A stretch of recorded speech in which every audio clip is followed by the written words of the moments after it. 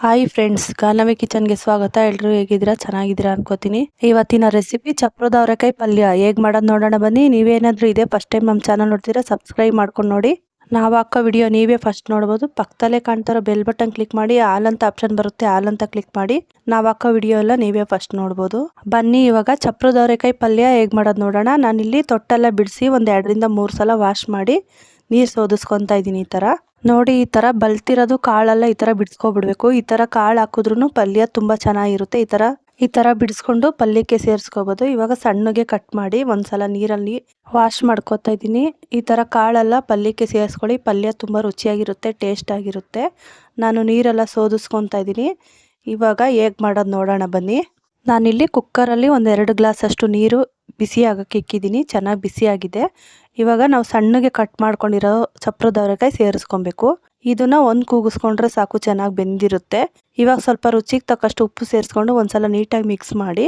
Friends, ಈ video ಎಂಡವರೆಗೂ ನೋಡಿ, ಎಲ್ಲೂ ಸ್ಕಿಪ್ ಮಾಡಬೇಡಿ. ನಮ್ಮ ಚಾನಲಲ್ಲಿ ಒಳ್ಳೊಳ್ಳೆ ರೆಸಿಪಿ ಇದೆ, ನಿಮಗೆ ಟೈಮ್ ಇದ್ದರೆ ಒಂದ್ಸಲ ಚೆಕ್ ಮಾಡಿ ನೋಡಿ. ಇವಾಗ ರುಚಿಗೆ ತಕ್ಕಷ್ಟು ಉಪ್ಪು ಸೇರಿಸ್ಕೊಂಡಿದ್ದಾಯ್ತು. ಇವಾಗ ಕುಕ್ಕರ್ ಲಿಡ್ಡು ಕ್ಲೋಸ್ ಮಾಡಬೇಕು. 1 ವಿಷಲ್ ಕೂಗಿಸ್ಕೊಂಡ್ರೆ ಸಾಕು, ಚೆನ್ನಾಗಿ ಬೆಂದಿರುತ್ತೆ. ನೋಡಿ, 1 ವಿಷಲ್ ಆಗಿದೆ. ಇವಾಗ ನಾನು ಕುಕ್ಕರ್ ಲಿಡ್ಡು ಓಪನ್ ಮಾಡ್ತಾ ಇದ್ದೀನಿ. ಫುಲ್ಲು ಕೂಲ್ ಆದಮೇಲೆ ಓಪನ್ ಮಾಡಬೇಕು. ನೋಡಿ, ಇವಾಗ ಓಪನ್ ಮಾಡಿದ್ದಾಗಿದೆ. ಎಷ್ಟು ನೀಟಾಗಿ ಬೆಂದಿದೆ. 1 ವಿಷಲ್ಗೆ ಚೆನ್ನಾಗಿ ಬೆಂದಿರುತ್ತೆ. 1 ವಿಷಲ್ ಕೂಗಿಸ್ಕೊಳ್ಳಿ ಸಾಕು. ನೋಡಿ, ಈ ಥರ ನೀವು ಒಂದ್ಸಲ ಚೆಕ್ ಮಾಡಿ ಬೆಂದಿದೆಯಾ ಇಲ್ಲ ಅಂತ. ಒಂದೇ ಒಂದು ತಗೊಂಡು ಈ ಥರ ನೋಡಿದ್ರೆ ಸಾಕು, ಚೆನ್ನಾಗಿ ಬೆಂದಿರುತ್ತೆ. ಇವಾಗ ಹೇಗೆ ಮಾಡೋದು ನೋಡೋಣ ಬನ್ನಿ. ಇವಾಗ ಸ್ಟವ್ ಮೇಲೆ ಒಂದು ಕಡಾಯಿ ಇಟ್ಕೊಂಡಿದ್ದೀನಿ. ಕಡಾಯಿ ಬಿಸಿ ಆದಮೇಲೆ ಒಂದು ಸ್ವಲ್ಪ ಎಣ್ಣೆ ಸೇರಿಸ್ಕೊತಾ ಇದ್ದೀನಿ. ಎಣ್ಣೆ ಬಿಸಿ ಆದಮೇಲೆ ಸಾಸಿವೆ, ಕರಿಬೇವಿನ ಸೊಪ್ಪು ಸೇರಿಸ್ಕೋಬೇಕು. ಸಾಸಿವೆ ಎಲ್ಲ ಸ್ವಲ್ಪ ಚಟಪಟ ಅಂತ ಸೌಂಡ್ ಬರಬೇಕು. ಸೌಂಡ್ ಬಂದಾದಮೇಲೆ ಕರಿಬೇವಿನ ಸೊಪ್ಪು ಸೇರಿಸ್ಕೋಬೇಕು. ಕರಿಬೇವಿನ ಸೊಪ್ಪೆಲ್ಲ ಸ್ವಲ್ಪ ಒಗ್ಗರಣೆ ಆದಮೇಲೆ 2 ಮೀಡಿಯಮ್ ಸೈಜ್ ಈರುಳ್ಳಿ ತೊಗೊಂಡಿದ್ದೀನಿ. ಇದನ್ನು ಸಣ್ಣದಾಗಿ ಕಟ್ ಮಾಡಿ ಸೇರಿಸ್ಕೊಬೇಕು.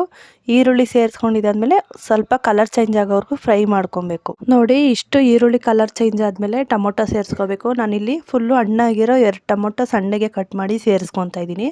ಇವಾಗ ಸ್ವಲ್ಪ ಉಪ್ಪು ಸೇರಿಸ್ಕೊಂಡು ಫ್ರೈ ಮಾಡ್ಕೊಳ್ಳಿ. ಚೆನ್ನಾಗಿ ಫ್ರೈ ಆದಮೇಲೆ ನಾನಿಲ್ಲಿ ಖಾರದ ಪುಡಿ ಸೇರಿಸ್ಕೊತಾ ಇದ್ದೀನಿ. ಈ ಸ್ಪೂನಲ್ಲಿ 2 ಸ್ಪೂನಷ್ಟು ಸೇರಿಸ್ಕೊತಾ ಇದ್ದೀನಿ. ನೀವೇನಾದರೂ ದೊಡ್ಡ ಸ್ಪೂನ್ ಬಳಸಂಗಿದ್ರೆ 1 ಸ್ಪೂನು ಹಾಕ್ಕೊಳ್ಳಿ. ನಾನು ಇವಾಗ 1 ಸ್ಪೂನ್ ಅಷ್ಟು ಧನಿಯಾ ಪುಡಿ ಸೇರಿಸ್ಕೊತಾ ಇದ್ದೀನಿ. ಇವಾಗ 1 ಸ್ಪೂನ್ ಅಷ್ಟು ಖಾರದ ಪುಡಿ, 1 ಸ್ಪೂನ್ ಅಷ್ಟು ಧನಿಯಾ ಪುಡಿ ಸೇರಿಸ್ಕೊಂಡಿದ್ದಾಯ್ತು. ನೀಟಾಗಿ ಒಂದ್ಸಲ ಫ್ರೈ ಮಾಡ್ಕೊಬೇಕು. ನೋಡಿ, ಈ ಥರ ಚೆನ್ನಾಗಿ ಫ್ರೈ ಮಾಡ್ಕೊಬೇಕು ಎಣ್ಣೆಲೆ. ಆವಾಗ ಪಲ್ಯ ಅನ್ನೋದು ತುಂಬ ಚೆನ್ನಾಗಿ ಬರುತ್ತೆ. ಇವಾಗ ಸ್ವಲ್ಪ ನೀರು ಸೇರಿಸ್ಕೊತಾ ಇದ್ದೀನಿ. ನಾನು ಚಪ್ರದ ಅವರೆಕಾಯಿ ಬೇಯಿಸಿದ್ನಲ್ಲ, ಅದೇ ನೀರು ಎಷ್ಟು ಬೇಕೋ ಅಷ್ಟು ಸೇರಿಸ್ಕೊಬೇಕು. ನೋಡಿ, ಇಷ್ಟು ಸೇರಿಸ್ಕೊಂಡ್ರೆ ಸಾಕು. ಒಂದು ಸ್ವಲ್ಪ ಮಿಕ್ಸ್ ಮಾಡಿ ಇವಾಗ ಸ್ವಲ್ಪ ಉಪ್ಪು ಸೇರಿಸ್ಕೊಬೇಕು ರುಚಿಗೆ ತಕ್ಕಷ್ಟು. ನಾವು ಚಪ್ರದ ಅವರೆಕಾಯಿಗೆ ಬೇಯಿಸೋಕ್ಕೆ ಸೇರಿಸ್ಕೊಂಡಿದ್ದೀವಿ, ಇದಕ್ಕೆ ಸ್ವಲ್ಪ ಸೇರಿಸ್ಕೊಂಡ್ರೆ ಸಾಕು. ನೋಡಿ, ನೀರು ಸೇರಿಸ್ಕೊಂಡು 1 ನಿಮಿಷ ಈ ಥರ ಚೆನ್ನಾಗಿ ಕುದಿಯಕ್ಕೆ ಬಿಡಬೇಕು. ಕುದ್ದಿದ್ದಾದಮೇಲೆ ನಾವು ಬೇಯಿಸಿ ರೆಡಿ ಮಾಡ್ಕೊಂಡಿರೋ ಚಪ್ರದ ಅವರೆಕಾಯಿ ಸೇರಿಸ್ಕೊಬೇಕು. ಇದನ್ನು ಅಷ್ಟೇ ನೀಟಾಗಿ ಎಲ್ಲ ಮಿಕ್ಸ್ ಮಾಡ್ಕೊಬೇಕು. ನೋಡಿ, ಇವಾಗ ಚೆನ್ನಾಗಿ ಮಿಕ್ಸ್ ಮಾಡ್ಕೊಂಡಿದ್ದಾಯ್ತು. 1 ನಿಮಿಷ ಬಿಟ್ಟರೆ ಸಾಕು. ನಾವು ಬೇಯಿಸ್ಕೊಂಡಿರ್ತೀವಲ್ಲ, ಇದರಲ್ಲಿ ಏನು ಬೇಯಿಸೋ ಅವಶ್ಯಕತೆ ಏನಿರಲ್ಲ. ಇವಾಗ ಲಾಸ್ಟಲ್ಲಿ ಸ್ವಲ್ಪ ಕೊತ್ತಂಬರಿ ಸೊಪ್ಪು ಸೇರಿಸ್ಕೊಬೇಕು. ನೋಡಿ, ಕೊತ್ತಂಬರಿ ಸೊಪ್ಪೆಲ್ಲ ಸೇರಿಸಿ ಒಂದ್ಸಲ ಮಿಕ್ಸ್ ಮಾಡಿಕೊಂಡ್ರೆ ಚಪ್ರದ ಅವರೆಕಾಯಿ ಪಲ್ಯ ಸೂಪರಾಗಿ ರೆಡಿಯಾಗಿರುತ್ತೆ. ನೀವು ಒಂದ್ಸಲ ಟ್ರೈ ಮಾಡಿ, ಹೇಗೆ ಬಂತು ಅಂತ ಕಮೆಂಟ್ ಮಾಡಿ.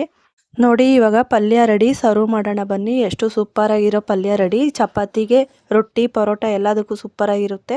ಓಕೆ ಫ್ರೆಂಡ್ಸ್, ಇದಾಗಿತ್ತು ಇವತ್ತಿನ ರೆಸಿಪಿ. ಈ ರೆಸಿಪಿ ಇಷ್ಟ ಆಗಿದ್ರೆ ಒಂದು ಲೈಕ್ ಕೊಡಿ. ಫ್ರೆಂಡ್ಸು ಫ್ಯಾಮಿಲಿಗೆ ಶೇರ್ ಮಾಡಿ.